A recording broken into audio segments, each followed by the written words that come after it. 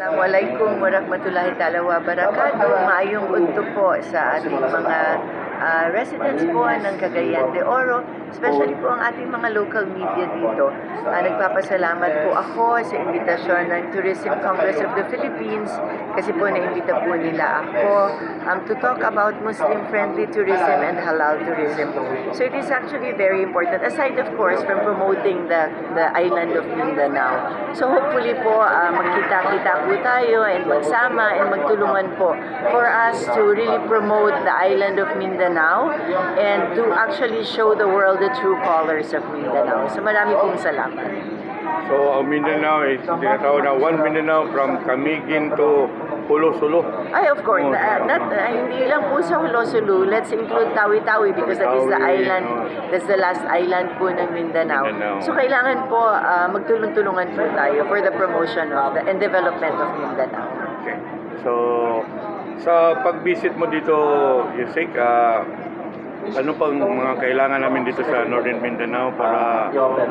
Actually, compared po to other areas in Mindanao, na-develop na po ang Cagayan de Oro and including nearby areas. So, hopefully po ang ating mga we just need to be able to provide to our travelers when they come here so that we will be able to provide them good accommodation, good food, and then sabi nga po ni R.D. May Unchuan kanina, for us to be able to show them the real culture ng mga tao po dito sa Mindanao.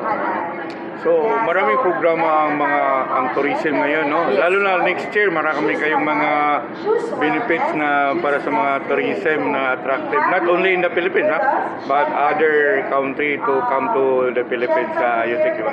Yeah, on behalf of our Tourism Secretary Cristina Garcia Frasco, we're actually pushing for more infrastructure projects gaya po ng ating tourist rest area. Dito po sa Mindanao, meron na po tayo sa Davao, sa Manolo Fortich, and other areas po. And then we're also building some more. Alam ko we have a good number of tourism rest area na ipropromote po natin sa Mindanao, Luzon and Visayas. And then aside from that, she's also pushing as part of the National Tourism Development Plan ang ating halal tourism naman po. So malaki pong tulong noon sa ating mga kababayan at kapatid na Muslim dito po sa Mindanao for us to be able to push halal tourism. Ganda. So mayroon kang mga departing message or invitation na hindi po natatanong?